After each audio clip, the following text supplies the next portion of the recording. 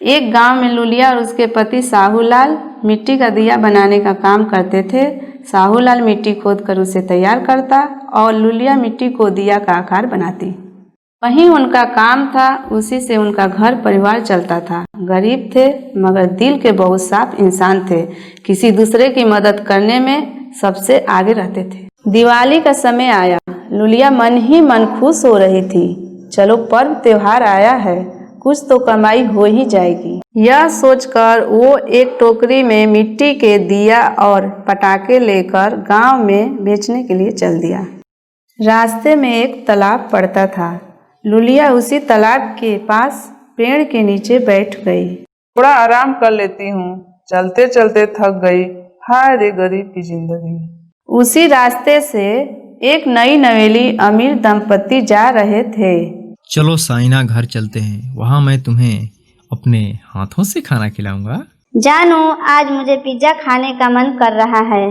Okay बाबा, आपकी हर फरमाइश पूरी होगी। यह देखकर लुलिया मन ही मन सोची, काश मेरी भी जिंदगी ऐसी होती तो कितना अच्छा होता।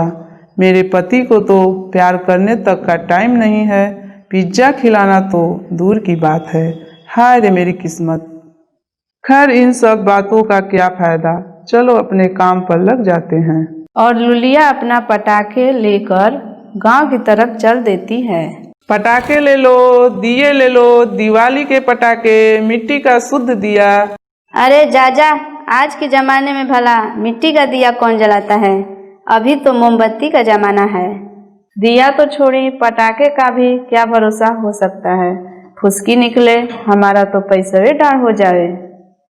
आप लोग अपने देश का संस्कार भूल रहे हो और चाइनीज सामानों का इस्तेमाल कर रहे हो। इससे तो हमारे देश का ही नुकसान हो रहा है। और हम गरीबों के बारे में थोड़ा सोचो, हमारी रोजी रोटी भी तो इसी से चलती है। अरे जाजा, बड़ा आई देशभक्ति दिखाने। हमें तो सस्ता और आज के समय का ही चीजें चाहिए, भले ही वह चाइनीज ही क्यों न हो। जा अपना ज्ञान कहीं और झाड़ना। इस तरह से गांव वाले उसे वहां से भगा देते हैं। बेचारी लुलिया उदास मन से अपने घर चली आती है। रात में लुलिया जगकर अपने पति से नज़र बचाकर उसी तालाब के पास आती है जहां वह दिन में बैठी हुई थी और वहां बैठकर रोने लगती है। हाय, यह कैसी जिंदगी है, 2 वक्त की रोटी नसीब नहीं है। कितनी जालिम है यह दुनिया, इससे बेहतर तो मर जाना है। और वह उस तालाब में कूदकर अपना जान दे देती है। यह सारा नज़ारा तालाब के पास एक घने पेड़ पर बैठी चुड़ैल देख रही थी। वो भी इस बेदर्द दुनिया के सताई हुई एक घटना थी। आज इसे देखकर मेरी इंसानी शरीर याद आ गया। एक समय था जब मैं नई नई शादी करके ससुराल आई थी।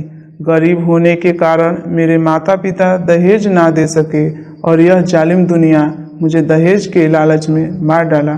अपना तो बदला ले लिया, इसका मौत जाया नहीं जाएगा, एक एक को चुन कर मारूंगी। और वह चुड़ैल लुलिया के रूप धारण करके पटाखे लेकर गांव में बेचने चल देती है। चंपा बाजार से दिवाली के बहुत सारे चाइनीज सामान खरीद कर आ रही थी। तभी चुड़ैल बनी लुलिया इधर से आई। उसे देखकर चंपा बोली, का रे लुलिया, तू फिर आ गई? तेरा सामान कौन लेगा रे?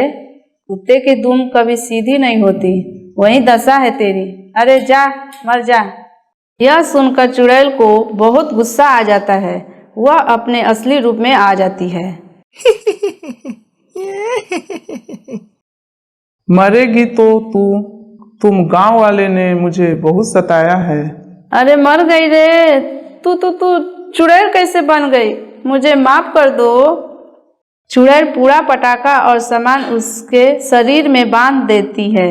सोच, पूरा पटाखे एक साथ फूटेंगे तो तेरे शरीर का क्या होगा? तेरे शरीर के चिथड़े चिथड़े उड़ जाएंगे। और फिर चुड़ैल उस पटाखे में आग लगा देती है। चंपा झुलस कर मर जाती है। इसका काम तो तमाम हो गया, जरा औरों को भी देख लिया जाए। इधर मदन शर्मा बड़ा ही मौज मस्ती से दिवाली मना रहा था। यह लो मोमबत्तियां, आज सारा घर सजा दूंगा, पूरा का पूरा जगमगाने लगेगा और थोड़ी देर बाद मिठाइयाँ ही मिठाइयाँ, मजा ही आ जाएगा। तभी वहाँ लुलिया बनी चुड़ैल आ जाती है। यह देखकर मदन शर्मा कहता है, अरे छी छी, नीच जात, तू फिर आ गई। तेरे आने से मेरा घर अपवित्र हो गया। अब मुझे दोबारा स्नान करना पड़ेगा। राम राम राम, किसका मुंह देखा आज। मदन शर्मा, गरीबों से इतनी नफरत ठीक नहीं है। इंसान जाति से नहीं, अपने कर्मों से बड़ा होता है। अरे जाजा, मुझ जैसे पंडित को ज्ञान मत सिखा। चला जा, नहीं तो आज मेरे हाथों से तेरा खून हो जाएगा। मौत तो तेरा होगा शर्मा, बहुत ज्यादा उछल कूद कर रहा है तू।